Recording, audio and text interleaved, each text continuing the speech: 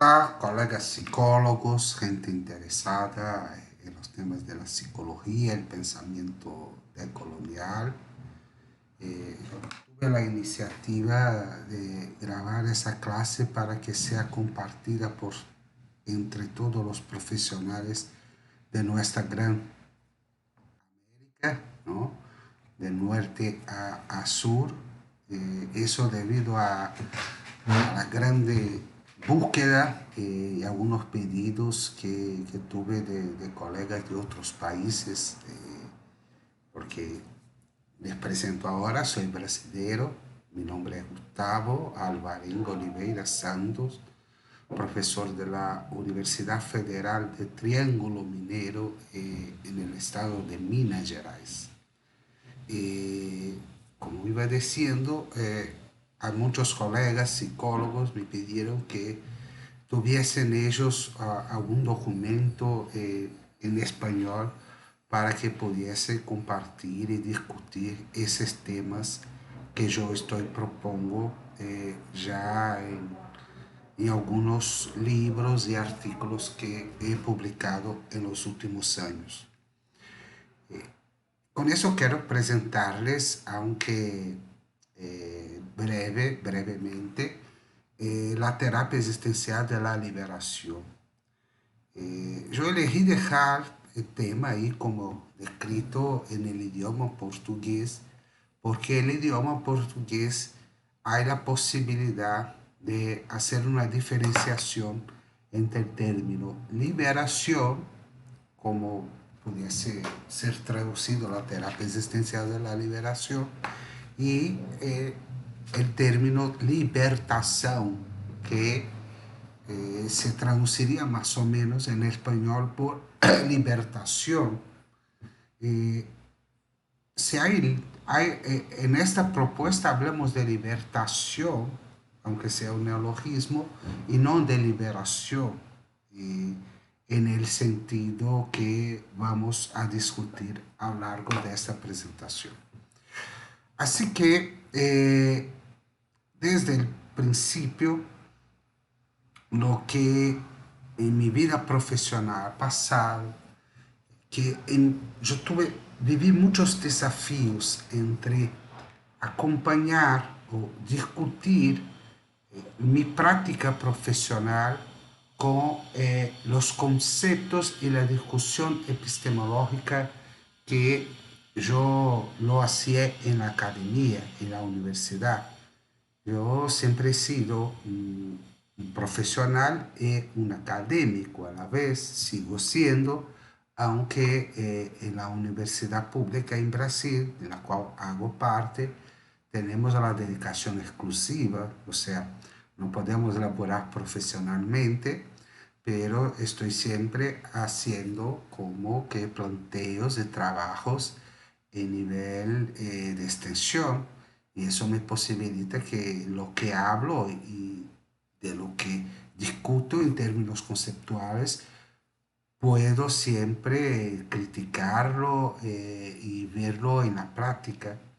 Y eso es algo que creo que es muy importante para nosotros, principalmente los psicólogos y académicos, que muchas veces se quedan en el campo de las ideas, en el campo de la especulación, eh, y otros como que se ha aislado de los profesionales que quedan con la práctica, como si la práctica fuese algo menor, o, o si ella no puede ser traducida desde el campo conceptual, es que como queda de menos valor en términos sociales o en términos culturales. Y eso ya es un rasgo muy fuerte del colonialismo, o sea, hay una tendencia a ver una universidad y algunas discusiones conceptuales aisladas de la realidad. Y eso me preocupó desde siempre, desde mi campo, porque yo siempre he sido muy interesado en la filosofía, en la discusión epistemológica, pero también a la vez en la práctica profesional. Y muchas de las cosas que yo viví en la práctica profesional no se juntaban, o sea, no se encajaba conceptualmente con lo contenido que yo tenía. ¿eh? Alguno podría decir, pero no ha profundizado totalmente o no ha comprendido bien tal concepto, ¿no? de determinado autor. Por eso todavía no le cabe, no se encaja ese juego teórico, práctico, conceptual. Y el tema es que los conceptos de la filosofía fenomenológica existencial, ellos son conceptos generales, no son conceptos específicos, como diría desde el pensamiento de Heidegger, no tratan tanto del óntico, sino del ontológico, de una forma general. Y eso nos ayuda muy poco, muchas veces nos dejan como que libre para especular desde una razón conceptual, siendo que podemos hacer ese juego de una forma poco rigurosa. Lo haremos siempre cuando nos conviene, cuando determinado concepto conviene a la práctica o se encaja a una perspectiva. Y eso me enojaba de algún modo, ¿no? Porque es como si hubiese una práctica de los psicólogos desde el profesional y una práctica a ser presentada en los congresos, en los seminarios, ¿no? O escrita en un artículo. Y, y esa que es escrita, esa que es académica, necesita ser limpiada de toda la suciedad de la realidad, ¿no? Eso yo sentía, eso siento hasta hoy. Y bueno, para que se disminuyese ese campo o esa lejanía entre la práctica y la teoría, a lo largo de los años y mucho ayudado por el pensamiento decolonial y pensamiento de la filosofía latinoamericana, yo me he dedicado a proponer, a plantear una propuesta que sea también existencial, fenomenológica, pero que fuese atenta o con una atención especial a lo popular, a la vida vivida. Porque esa mi práctica, esa lejanía entre mi práctica y los conceptos, se deben también, ¿no? Porque yo he trabajado muchas veces con el pueblo, esa categoría que se llama pueblo. O sea, muchos de esos que están vulnerabilizados o al margen de la sociedad, al margen del centro de la cultura occidental colonial. Y eso estoy hablando de prácticas que involucran las políticas públicas o que involucran la extensión universitaria como política pública o las prácticas sociales desde el tercer sector, que es en donde los psicólogos pueden ser remunerados para el trabajo con lo que se llamaría el social. No me gusta mucho a ese término, ¿no? Como que yo voy ahora como trabajar con gran parte de la población, ¿no? En el caso de mi país, gran parte de mi población, la mayoría de las personas están bajo la línea de la pobreza en términos económicos y también tiene una cultura o eso que es como una sopa cultural que no es de todo una continuidad de la cultura occidental. O sea, hay dos, por lo menos tres dimensiones allí. La dimensión económica que pone el pueblo bajo las condiciones básicas de vida o de lo que se espera en términos occidentales que sea eh, suficiente para que uno pueda sobrevivir dignamente, ¿no? Somos los que pueden acá en mi país, la minoría, y yo creo que esa realidad no cambia en otros países de nuestro continente, porque en ese sentido compartimos de la misma realidad, porque compartimos de una historia común de colonización, En otro término, eso se involucra el término social totalmente porque a la mayoría de las personas no les son accesibles los bienes de la cultura o las posibilidades que esta cultura occidental puede ofrecer a que uno se desarrolle, se despliegue y sea alguien libre y feliz en ese mundo. Eso es una realidad, es un hecho de realidad. Por otro lado, también, y lo que es más importante para nosotros, es el término cultural. O sea, el sentido del mundo, el sentido del ser humano, el sentido de lo que voy a hacer con mi vida es distinto y por lo tanto no es una continuidad conceptual, una continuidad de lo que fue planteado desde la filosofía occidental. Gran parte de mi trabajo conceptual empieza con una crítica muy fuerte a los filósofos de la existencia europeos, porque y no es una crítica destructiva, es una crítica que reivindica situar ese mismo pensamiento, ese mismo punto de partida desde nuestra realidad y pensando que nuestra realidad involucra a la mayoría de las personas que viven en nuestro continente en condiciones desfavorables desde el punto de vista occidental. Es decir, acá también hay una otra perspectiva ontológica que adviene por su vez desde otras culturas sino el occidental y por lo tanto no puede sencillamente, como muchas veces haremos, aplicar lo que tenemos allá desde Heidegger, desde Sartre, en nuestro contexto sin una situación, sin una crítica. Eso tampoco quiere decir tirar a todo en la basura, todo lo que ha escrito el occidente en la basura. No, no se trata de eso. Eso, quien lo hizo muy bien a eso, es decir, quemar libros o tirarle a la basura algunos pensamientos fueron ellos. O nuestras dictaduras, muchas veces financiadas por el capital gringo, el capital norteamericano e europeo.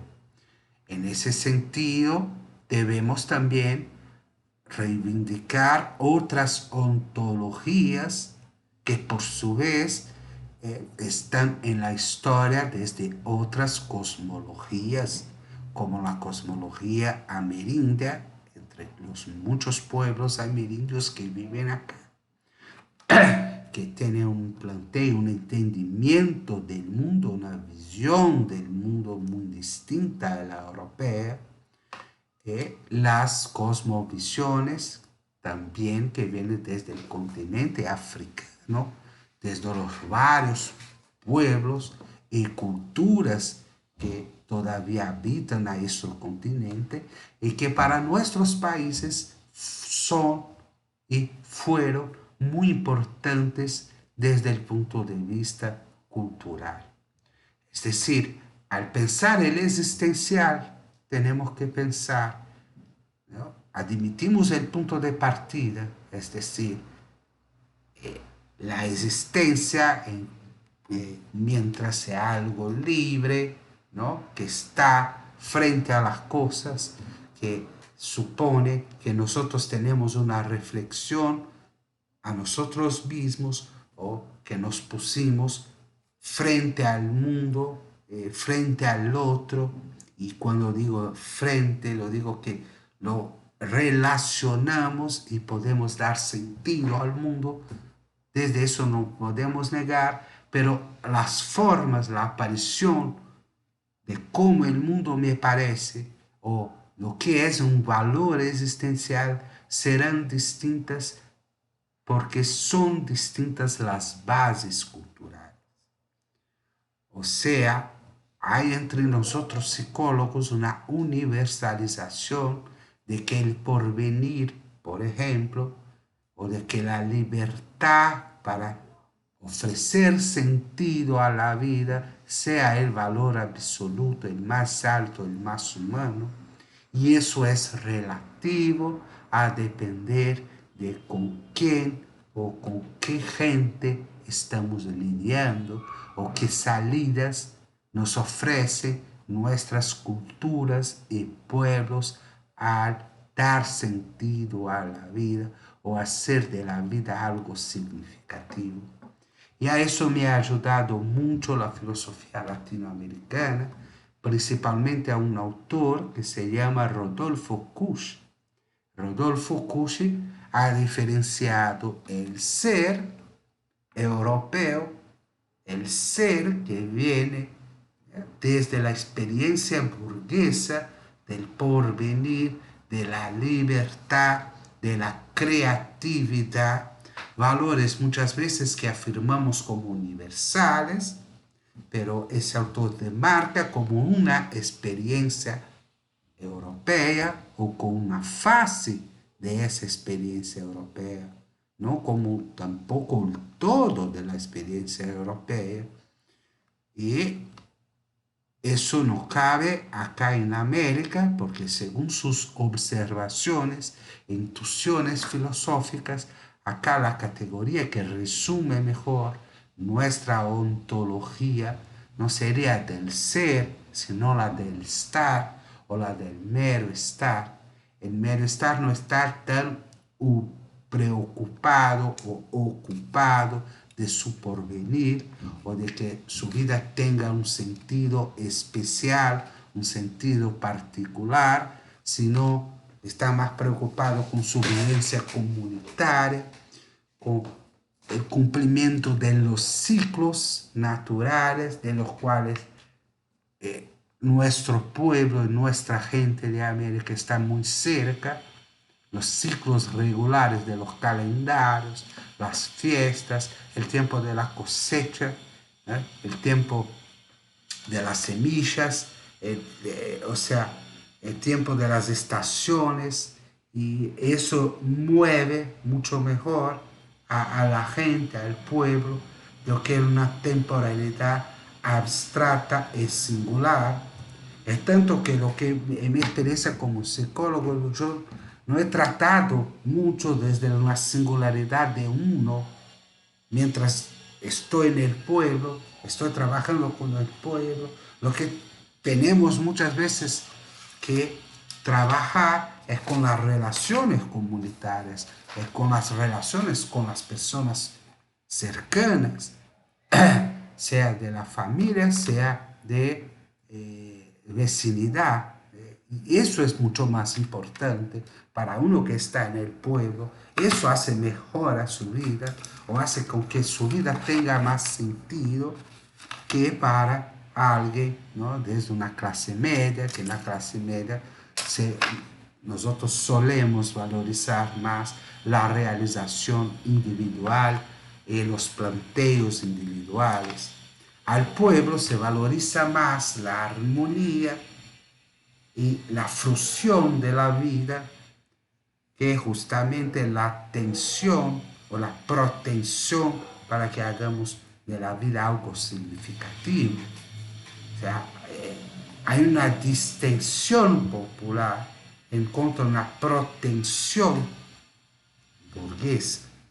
Eso nos plantea y nos deja bien escrito ese filósofo argentino que vale la pena leerlo, que se llama Rodolfo Kusch, ¿no? Si quieren empezar a leerlo, les recomiendo que empiecen por América Profunda, que es en esta obra que se deja claro, se clarifica esos conceptos que son específicamente latinoamericanos, que dicen respecto a nuestra ontología.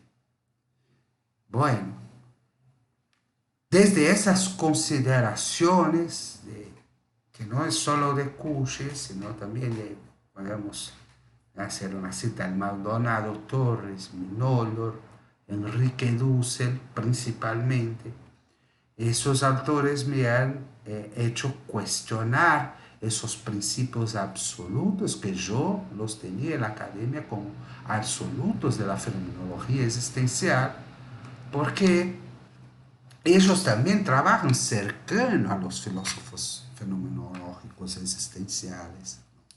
El Maldonado Torres ha leído muy bien a Heidegger y a Levinas. Acuche leyó mucho de la fenomenología de Russell y de Heidegger. Enrique Dussel es un buen lector de Husserl, de Heidegger, de Sartre. Y bueno, y con eso tenemos una crítica, pero una crítica bien hecha, ¿no? Una crítica destructiva, una crítica que relativiza el punto de vista fenomenológico existencial a nuestra condición, ¿no? Desde eso, desde esas lecturas académicas, filosóficas, y desde mi práctica como un profesional que siempre ha buscado conceptualizar y dirigir mi práctica desde un marco conceptual, es que yo propongo la terapia existencial de la liberación, ¿no? Que no es nada más, no es algo, digamos, sistematizado. Desde acá estamos haciendo terapia existencial de la liberación o no lo estamos haciendo.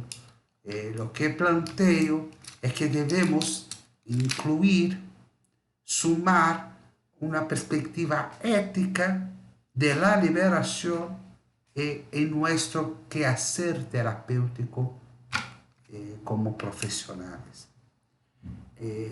Principalmente a nosotros que nos dedicamos al pueblo o que nos dedicamos al atendimiento, a los servicios, a la masa popular, que compone, como ya he dicho, la gran parte de lo más representativo de lo que sea nuestra gente, nuestra América. Es por eso que desde ya la terapia existencial de la liberación considera que más allá del tema de la existencia, debemos incluir dos más, ¿no? El tema de la vida y el tema del sistema. ¿Y qué son los sistemas? Yo los considero como ámbitos que están aislados, pero que son complementares y que dicen respecto a la totalización de la existencia humana en el mundo. Una totalización, escúcheme, no totalizada.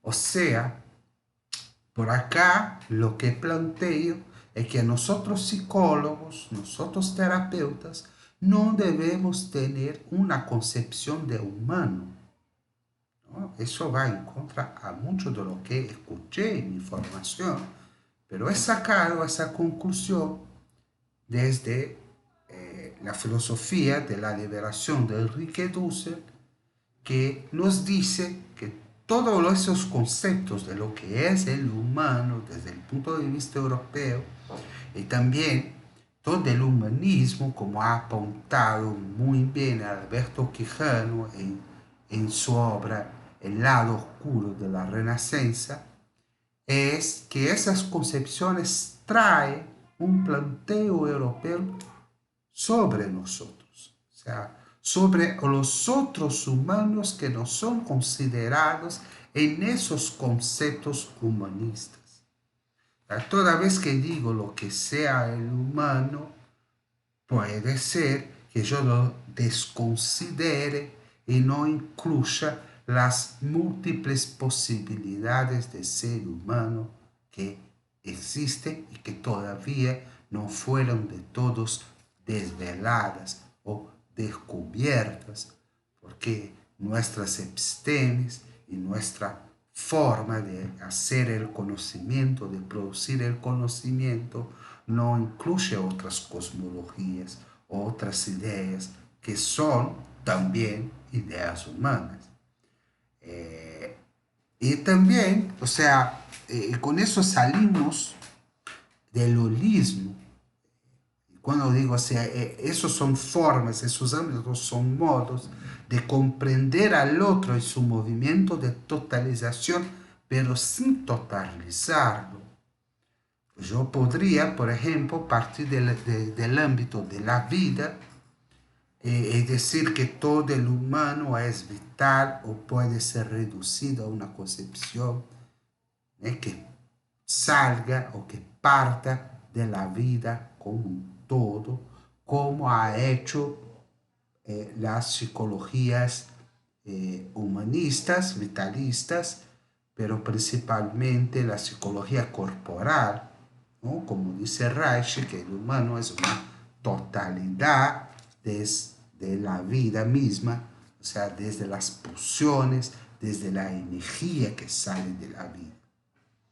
Pero el humano también es cultural y por lo tanto tiene una búsqueda de sentido, él trae algo que va más allá de la vida, que no puede ser explicado o no puede ser reducido o deductivo de la vida misma, sino de eso que llamamos ya existencia, que nosotros ya trabajamos hace mucho con el sentido, con el habla, con la expresión, con el estar en el mundo con los otros, pero también ignoramos o ocultamos la dimensión vital.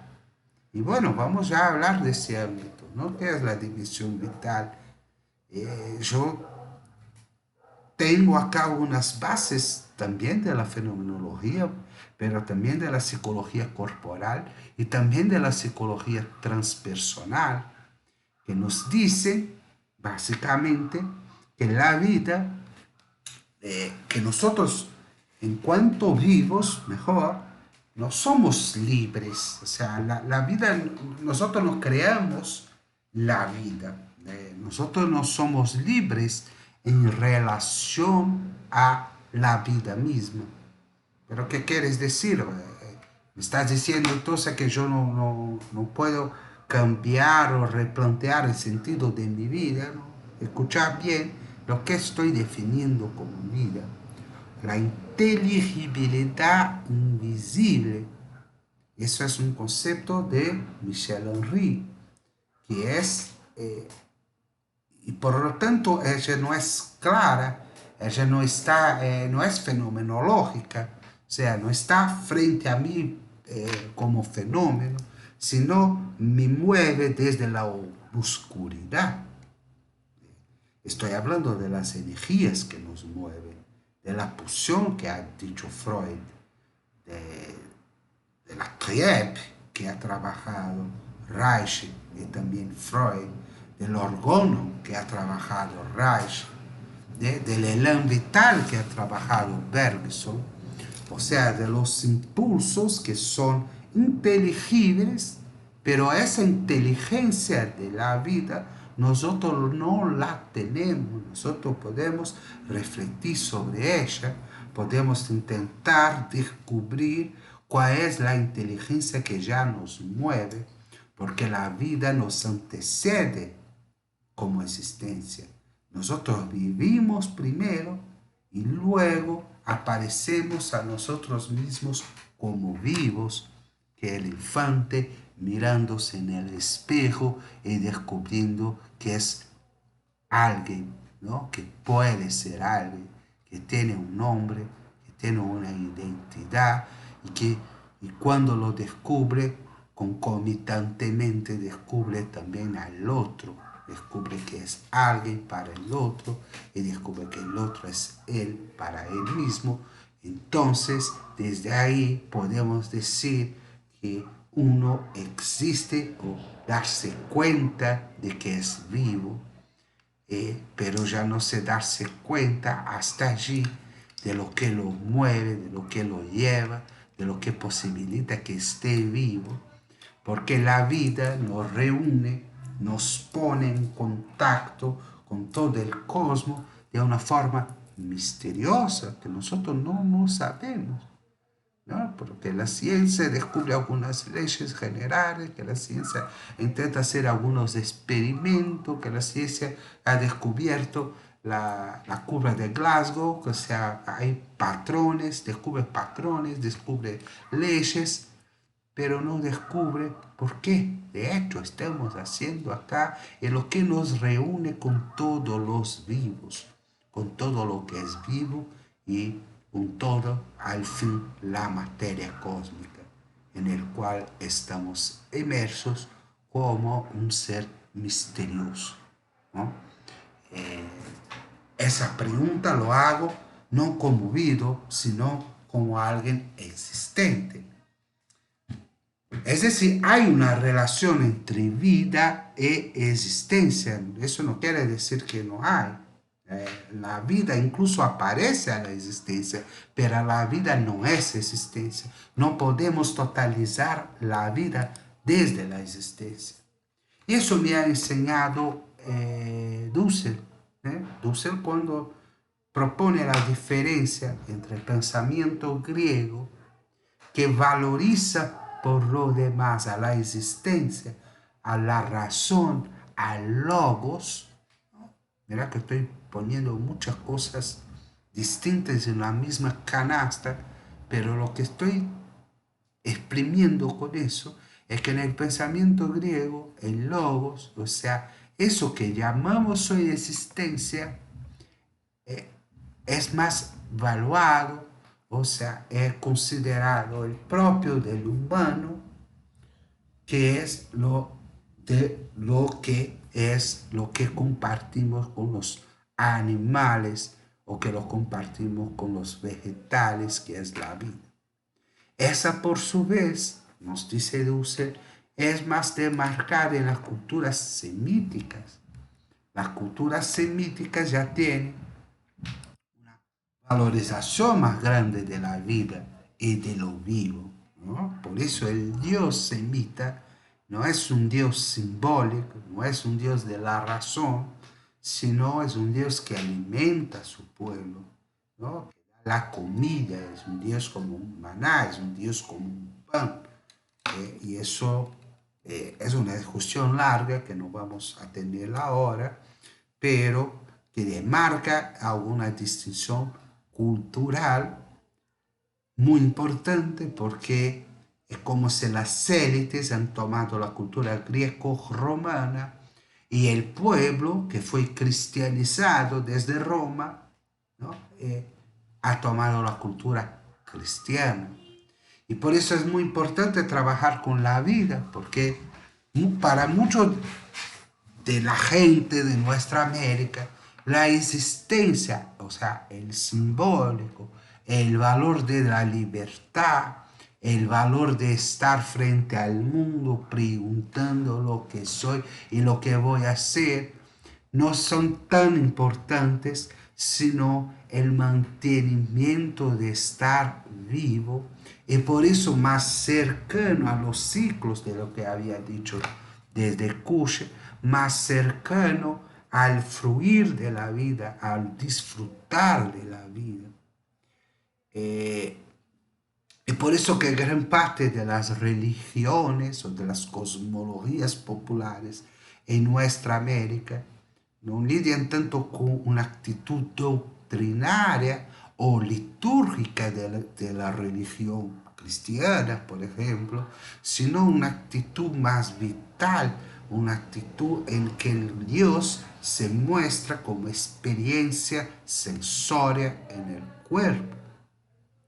El contacto que un popular tiene con Jesús no es un contacto con la lectura del Evangelio o con las doctrinas de las apropiaciones de los filósofos medievales respecto a Jesús, tampoco con la teología cristiana, sino con un Jesús vivo que se mezcla a los efectos corporales que él produce, que se reveste de una mistificación que le revela, que habla en lenguas extranjeras y que no sabe qué significado tiene cuando uno habla en lenguas, ¿no? es el fenómeno de la glosolalia de las iglesias neopentecostales o mismo de las religiones de matriz africana, en que los dioses se manifiestan en el cuerpo, se muestran en la danza, se muestran en los tambores, en el ritmo. En ese sentido, lo que estoy planteando es que desde el popular la vida tiene un valor muy importante y nosotros como psicólogos, terapeutas existenciales, hablamos muy poco sobre la vida y cuando hablamos de la vida o la confundimos conceptualmente con la existencia o la tratamos como un derivado existencial. Muchas veces existencializamos, para no decir psicologizamos, efectos corporales, sensaciones corporales desde un punto de vista existencial, sin saber mucho respecto al cuerpo. ¿Eh? No hay cultura que ha devaluado tanto a la vida como la occidental.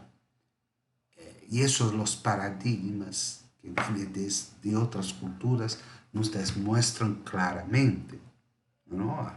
Los chinos conocen muy bien al cuerpo vivo y su medicina china sabe mucho sobre ese cuerpo que no es el cuerpo del cadáver, que no es el cuerpo muerto, que es concebido como una máquina, que es concebido como un objeto. Se no habla de un cuerpo que es gesto y que está todo interconectado, más allá de los nervios y de las relaciones anatómicas. Lo mismo pasa con los hindús, ¿no? Los hindús también nos tracen un conocimiento del cuerpo, que no es un conocimiento como una máquina, sino un conocimiento de áreas específicas que se reúne el físico con lo que llama lo energético, espiritual. ¿Eh? Tampoco vamos a discutir y profundizar en eso, pero lo que estoy queriendo decir, llamando la atención para esa dimensión que ha de algún modo posibilitado que al europeo devaluase el cuerpo del otro como vivo. Y eso ha posibilitado tanto el genocidio indígena cuanto la esclavitud africana. Porque cuando al ver un cuerpo no lo ha visto como una vida, sino como algo que no tiene logos, o sea, que no tiene alma. Y eso viene de una episteme que también es una ética, aunque dudosa, ¿no? Una ética griega. Porque los griegos, que son bases de nuestro pensamiento, naturalizaron la misoginia, naturalizaron la inferioridad femenina y también la esclavitud. Y eso tenemos que tener en atención.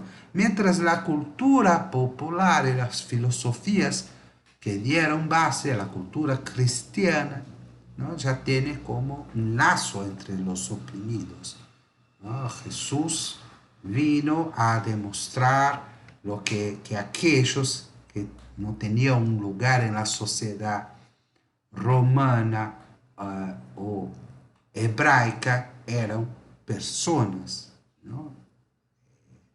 La prostituta, por fin, los fariseos, los cobradores de impuestos, esos que no tenían un lugar en esa sociedad también eran humanos.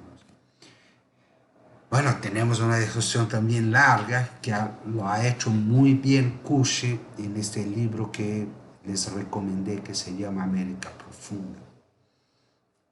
O sea, tratamos de la vida, tratamos de la existencia, mientras la vida también manifiesta la existencia. La vida misma no, sino lo que se posibilita manifestar. Nosotros sentimos dolor, ¿eh? Nosotros sentimos algo que nos viene del cuerpo, pero no generamos todo lo que sentimos. No es siempre deductible lo que sentimos de una actitud nuestra o de nuestra plena libertad. Esa no es una ilusión, eso es ideológico, ¿no? Porque lo que veo, lo que siento, yo hago parte de un cuerpo que yo no lo generé, yo no lo constituí, eh, yo he nacido con él, ¿no? Yo soy parte de él y tampoco soy él. Eso también es el misterio, porque desde una psicología transpersonal o corporal que podemos aprovechar, pero su ontología es ingenua, es decir, soy un cuerpo, no soy un cuerpo. Me relaciono con mi cuerpo, en tanto lo soy también. Esa es la complejidad con que la terapia existencial de la liberación no se furta, no huye de esa complejidad, ¿no? Es que no tenemos claro una ontología, ¿no? Y no lo nada debemos tener. Voy a buscar acá una cita de Dussel que nos desvela eso acá. Eso es una cita muy importante, ¿no? El eurocentrismo consiste exactamente en constituir como universalidad abstracta humana en general momentos de la particularidad europea. Y cuidado, ¿eh? Lo que podemos hacer es tomar como una universalidad abstracta humana, ¿eh? Ese momento posguerra, ¿no? Que ha surgido la filosofía existencial, como si fuera, como se tratase de todos los humanos. Eso no es riguroso. Ahora vemos esto. En nombre del ser, el mundo humano, de la civilización, aniquila la alteridad de otros seres humanos, de otras culturas, de otras eróticas, de otras religiones. Incorpora así aquellos seres humanos o de otra manera despliega violentamente las fronteras de su mundo hasta incluir a otros pueblos en su ámbito controlado. Eso es lo que ha pasado en América, porque en nombre de ese ser, es decir, en nombre de una idea del ser humano, en nombre de lo que sería el ser humano, se dieron o relegaron menos ser al otro y naturalizaron una subalternidad ontológica. Y eso ha hablado muy bien otro autor que se llama Nelson Maldonado Torres. Les recomiendo La colonialidad del ser. Es un lindo trabajo que ha hecho ese autor, demostrando cómo que desde el tiempo de la colonización el ser se quedó con el europeo, ¿no? Y el subser o la subiontología, ¿eh? Fue decretada a otros pueblos. Y con eso se inaugura junto, la modernidad inaugura esa distinción o esa diferencia ontológica, que no es la diferencia que ha tratado Heidegger entre ser y el ente, sino la diferencia entre el ser y el subser, o aquel que casi es, o en el fondo aquel que no lo es. Y por eso se torna posible la esclavitud, se torna posible la justificación del machismo, se torna posible que el genocidio indígena y la discriminación a otros seres humanos desde esa civilización en la cual vivimos, que nos posibilita formas muy interesantes de comunicación y a la vez sigue oprimiendo a algunos seres humanos por su color, por su descendencia, porque no lo son. Y no lo son porque no dominan el logos, porque no son libres o porque no pueden angustiarse y planear su propia vida. ¿Y quién lo puede hacer? Son los burgueses lo pueden hacer. Muchas veces hacemos o partimos desde el punto de vista conceptuales que dicen respecto a los burgueses, no, a una parte mínima de nuestra población.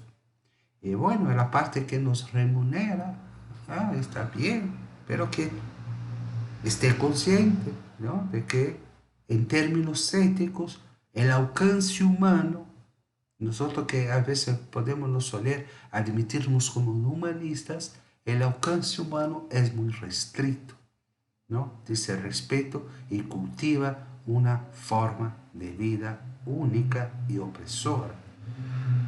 Y bueno, vida, el impulso, la arquinteligibilidad de la vida con que debemos lidiar, debemos saber de cuerpo, debemos saber de expresión humana, debemos saber de los impulsos que nos conectan con el todo, sin totalizarnos o sin encontrarnos allí ninguna doctrina que nos deja no abiertos, sino cerrados en punto de vista. No se trata de eso, se trata de considerar y no de adoptar otras psicologías, otras cosmologías, ¿no?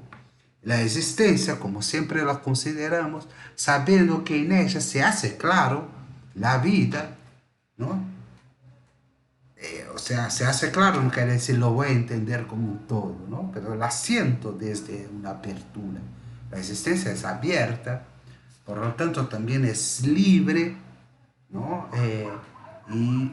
Y desde ella es el punto de abertura que se da a otro ámbito que nosotros consideramos en la terapia existencial de la libertación, que es el sistema, es el conjunto entonces sociocultural, el conjunto en el cual los humanos están fetichizados y cumplen un rol social, cultural, ¿no? Acá está el sociocultural. Y, es decir, eh, determinado rol nos puede reificarnos. O sea, nos dejan como cosas. De algún modo también somos cosas del sistema, ¿no? El sistema nos pone funciones, nos impone papeles, nos impone cosas a hacer, nos impone quehaceres. Eh, y nosotros no somos, ¿no? Desde el punto de vista esencial, esos quehaceres. No somos sencillamente productos sociales, consecuencias del mundo, consecuencias de la historia. No. Nosotros nos relacionamos con la historia, nos relacionamos con el mundo desde la existencia. Mi origen burguesa no determina, no me presenta un horizonte fijo y determinado, aunque de alguna forma sí.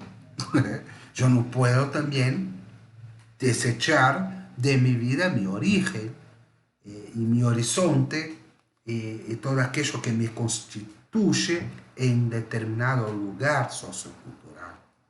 Por eso tratamos de eso, ¿no? Y principalmente para el pueblo está al margen del sistema. El sistema funciona menos para el pueblo. El sistema no incluye su cultura, su forma de ver al mundo, su forma de existir, sino la subalterniza, la marginaliza, ¿no? Le hace la vida más dificultosa. Muchas veces porque al pobre no le ha garantido también el acceso a los bienes simbólicos. Y lo que estoy diciendo es algo muy concreto, el conocimiento de las leyes, el conocimiento de los derechos de la ciudadanía, el conocimiento de una vida política clara, ¿no? De la división de los poderes o de los rumbos de la política, por ejemplo.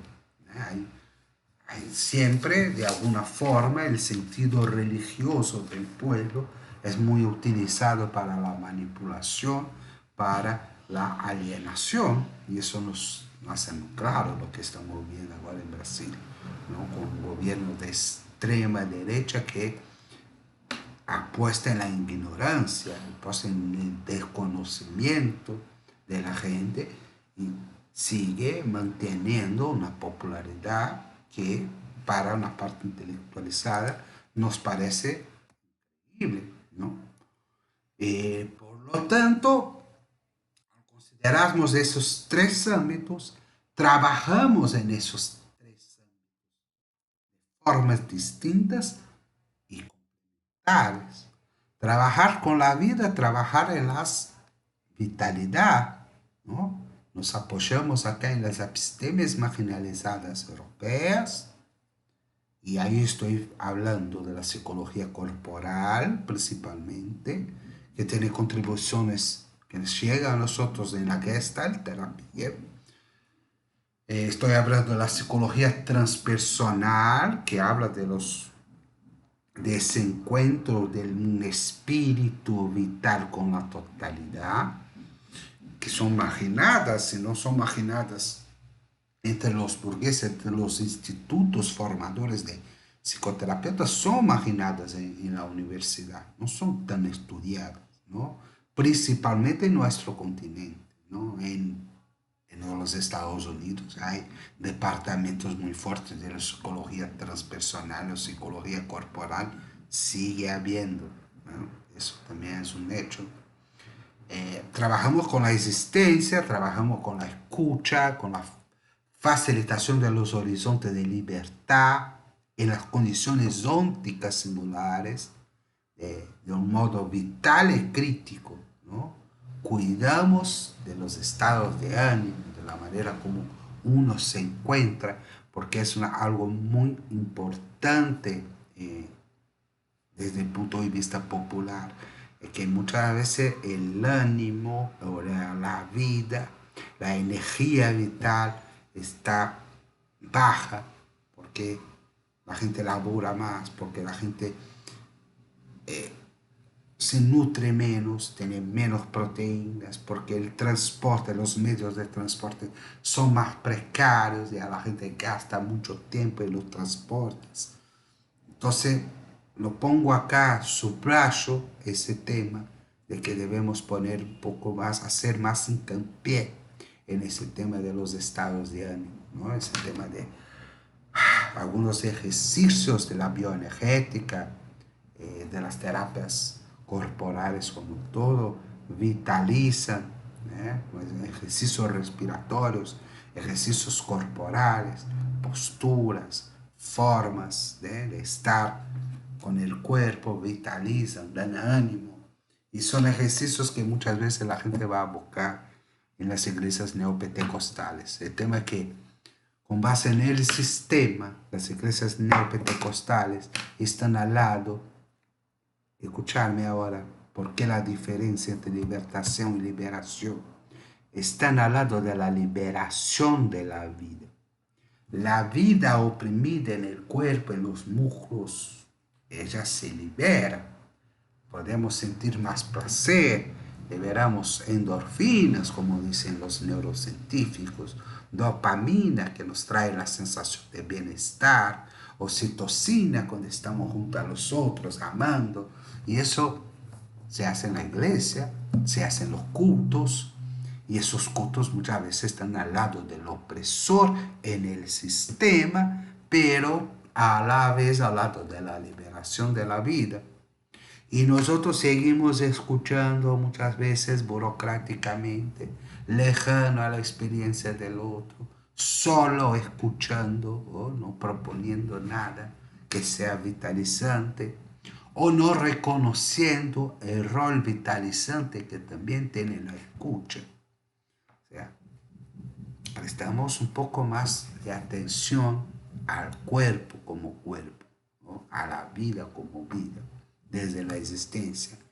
Pero también trabajamos en el lado del sistema, ¿no? Posibilitando el reconocimiento de eso existente e viviente frente a las opresiones de ese sistema. Eso muchas veces significa que tenemos que dar la mano al oprimido, a nuestro paciente en las políticas públicas y ayudarlos con un trámite burocrático para la jubilación. ¿Cuántas veces no tuvimos que hacer eso? Porque Acá en Brasil, yo creo que en muchos otros países de Latinoamérica hay muchos golpistas que se aprovechan de una situación de ignorancia, se aprovechan de la subalternización del pueblo para aplicarle el golpe cuando van a hacer los trámites para la jubilación, ¿no? Hay muchas mujeres que desconocen sus derechos, que desconocen a quién recurrir en casos de violencia. Nosotros ofrecemos nuestro poder, ofrecemos nuestra influencia, ofrecemos nuestro rol institucional para que el otro aparezca y sea reconocido como un existente, como un viviente, porque muchas veces en la gran parte es rechazado, es desconocido como viviente, es desconocido como existente. Y también, asimismo, debemos estar al lado de las luchas y los movimientos populares que reivindican esos reconocimientos, ¿no? De lo existente, del viviente, más allá de la ley y de los derechos ya establecidos. O sea, por un lado, podemos reivindicar lo que ya está puesto. Tenemos una muy buena constitución acá en mi país, en el papel, ¿no? Y algunos dispositivos que funcionan más o menos de garantía de los derechos al pueblo, ¿eh? Pero también hay muchas cosas que reivindicar, hay muchos movimientos que hacer. Por eso fomentar grupos, por eso hacer alianzas con grupos de movimientos sociales que reivindican esos derechos o esas posibilidades existenciales de libertad, junto a nuestro paciente, a nuestro cliente, es muy importante.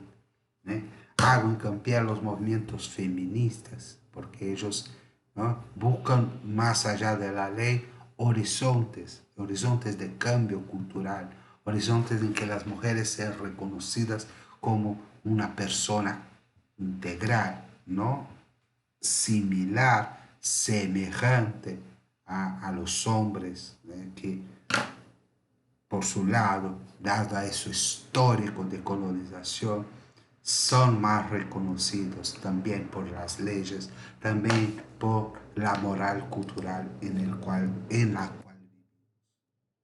Y bueno, y acá tenemos algunos marcos conceptuales que nos orientan, ¿no?, a trabajar esos distintos. El primer es, y eso fue inspirado en el idioma guaraní, ¿no?, un idioma muy hablado acá en nuestra América, principalmente en la zona de Paraguay, en la zona del sur de Brasil, pero también acá cerca, yo estoy en el estado de Minas Gerais, acá también en São Paulo, el estado de São Paulo,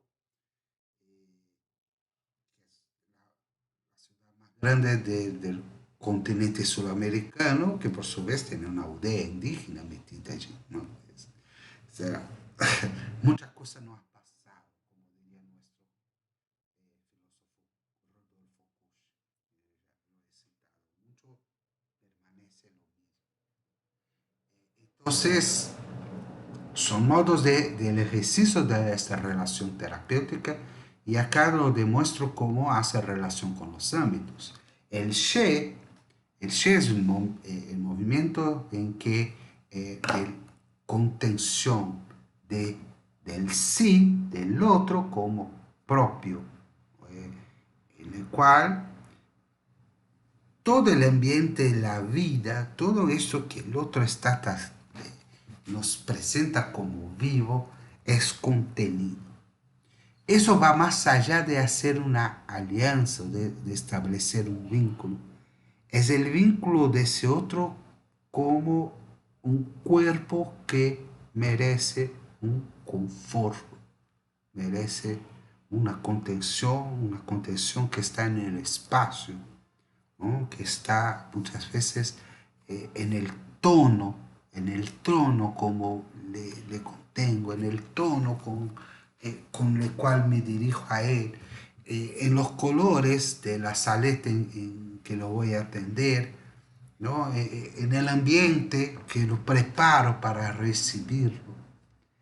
Eso que es muy importante de un punto de vista vital, que cuando uno está en un ambiente en que él se siente bien, hay una cierta generalidad, porque los ambientes en que nos sentimos bien son más cercanos nos transmite seguridad, nos transmite contención, nos transmite confort.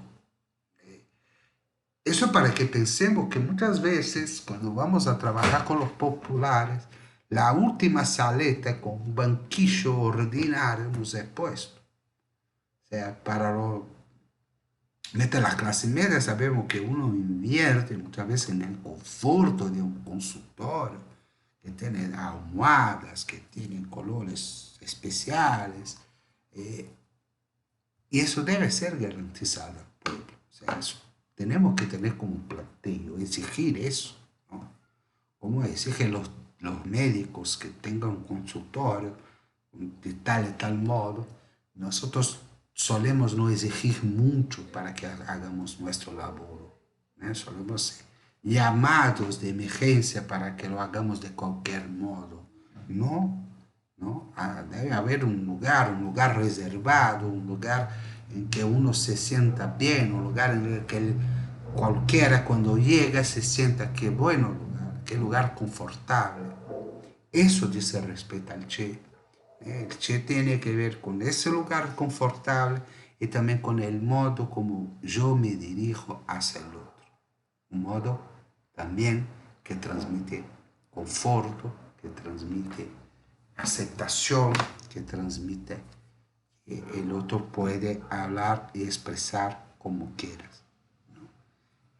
Desde ahí entonces hay un despliegue al otro paso, en la otra etapa de la relación terapéutica existencial de la liberación o de la libertación, ¿no? El ñandé, la formación de la alianza terapéutica. Bueno, mientras eso no hay mucha diferencia de las terapias clásicas, ¿no? Acá lo hacemos un contenido que nosotros somos iguales, ojo, ¿no? Semejantes y distintos a la vez. Semejantes porque lo que trae mi paciente es semejante como yo soy humano, como él es semejante. Y es distinto a la vez porque tiene que ver con su singularidad, tiene que ver con su mundo, tiene que ver con su existencia singular. Ese juego entre la semejanza y la distinción nos hace más humanos, nos hace nosotros, ¿no? Acá como en portugués se dice nos, nosotros, y nos permite que se cree allí un ambiente de complicidad, ¿no? De posibilidad, entonces para que haya un despliegue a la otra etapa que el nombre oré. Porque el idioma guaraní, mira, estoy acá hablando de los pronombres hasta ahora. El she dice respeto, tanto al yo cuanto al mío. Ñandé significa nosotros, pero en nosotros inclusivo. O sea, si estamos hablando de nosotros y no hay una exterioridad, nosotros hablamos de ñandé. Pero cuando hablamos de nosotros y hay entre nosotros alguna exterioridad, hablamos de oré. Es decir, si uno llega, si estamos todos juntos y uno llega, si uno habla en nombre de nuestro conjunto, nos va a utilizar el pronombre oré. O sea, oré, no te queremos acá. Por otro modo, si estamos en un diálogo y diciendo que vamos a comer hoy, por ejemplo, hablamos y vamos a utilizar el ñandé. Ñandé, queremos comer papa frita. Es decir, el oré hay una alianza terapéutica que se pone frente al otro, se pone frente a un problema, se pone frente a lo que sucede y a las posibilidades de actuación eh, que pueden promover una liberación desde la vida y una libertación desde la relación de existencia-sistema. Por eso vamos a coartar, que es el ejercicio del poder frente al sistema, junto al terapeuta, junto a un colectivo, ¿no? Junto a los dispositivos sociales. Es muy común, por ejemplo, que los chicos que son muchas veces enderezados desde la escuela hasta la clínica popular, yo hoy soy coordinador de una clínica popular, ¿no? Que está junto a la universidad, ¿eh? Como profesor universitario a esas clínicas, escuelas, y nosotros recibimos muchas quejas escolares. Esas quejas escolares vienen con los chicos que tienen dificultad de aprendizaje o los chicos que son indisciplinados, pero está involucrado acá todo un sistema social, un sistema sociocultural que fetichiza, o sea, nos da un rol y un lugar a determinados chicos y chicas, niños y niñas, que la escuela, mientras un organismo del Estado opresor que filtra, ¿no?, los buenos de los malos, quiere decir, a eso no les damos cuenta o a eso no podemos poner atención, que eso vaya a los psicólogos. Y los psicólogos, cuando sencillamente atestan la incompetencia del alumno para el aprendizaje o para su inclusión laboral, profesional y ciudadana, al fin, porque si no pasa por la escuela, si la escuela rechaza a uno, sabemos que al fin en el sistema o sea, hay menos posibilidad de inclusión, ¿no? Entonces, tenemos que hacer un diálogo con la escuela, tenemos que, ¿no?, intervenir a favor de los problemas que nos llegan. Por eso esos diálogos, por eso las visitas a las escuelas, además visitas a los domicilios, visitas a las comunidades, visitas a las posibilidades de salida que el drama que nos presenta. Las personas que nos buscan ¿eh? Pueden llegar a alguna posibilidad de salida, a alguna posibilidad de libertación. Bueno, y acá algunos ejemplos de los subtipos, ¿no?, de trabajo que podemos promover en esos distintos ámbitos. Ejercicios respiratorios, el trabajo con la vida, ejercicios respiratorios, sacan la atención, posibilitan mejor reflexión, posibilitan vitalización del cuerpo, trabajos con la bioenergía, ejercicios que son propios a vitalizar, a hacer una circulación de energía, ¿no?, hacer con que el otro exprese mejor a sus emociones que están oprimidas. Algunas posturas, hay algunos trabajos como de Belinda Gore que se llama posturas estáticas, son posturas que se dirige al otro para que él se conecte con aspectos, con rasgos de su vida que están atrofiados, que están oprimidos. Otras posibilidades ancestrales que nosotros podemos recomendar, ¿no?, a un chamán, podemos recomendar a un padre santo, no sé cómo hablan ustedes en las distintas Américas, o padre umbanda, ¿no?, que están cerca, son formas de psicologías que están cerca a la comunidad o que hacen parte de la comunidad donde vive uno.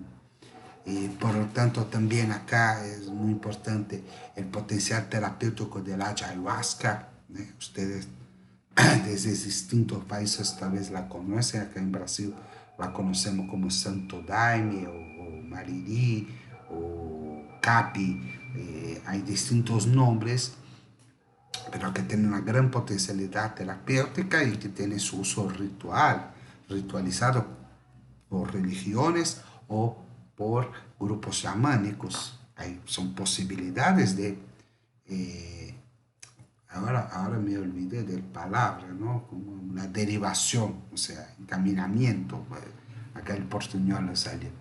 Eh, También acá, buscando y estudiando las psicologías que tratan de la vida, ¿sí? Las psicologías que tratan básicamente de la vida suelen ser marginalizadas, las psicologías corporales. Eh, con la existencia y el sistema, buscar una postura dialógica, analógica, y es más o menos lo que estaba diciendo entre buscar la semejanza y distinción, ¿no? Y eso nos va a poner, direccionar la postura del habla, o sea, cómo el habla del otro va a modularse en la medida que me acerco a él y le posibilito, le demuestro que su habla tiene una resonancia en mí como otro, yo la siento junto, yo estoy con él, ¿no? Y también hay posibilidades, hay salidas. Eh, el terapeuta debe estar sensible a la vida del otro, a la vida como se muestra en el cuerpo del otro. Es decir,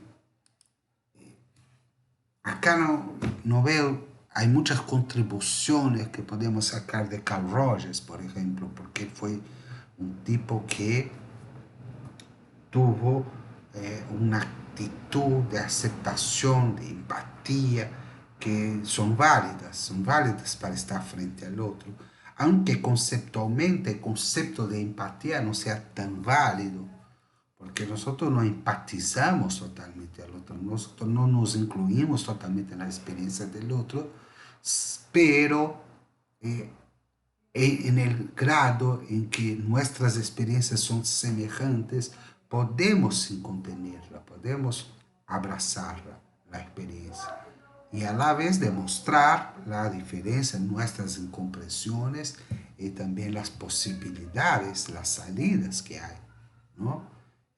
Por eso un diálogo vital y experiencial, no es un diálogo frío, un diálogo que yo me pongo aparte, yo me pongo como inquérito.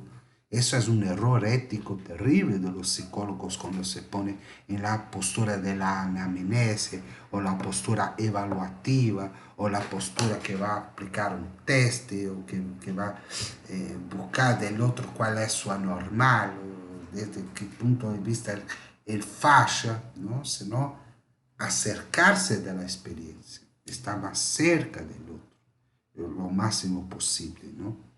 Eh, y también buscar esas salidas que son muchas veces burocráticas, que son reivindicativas, que son sociales, con los conflictos que el otro por ventura traiga, ¿no? En el sistema social.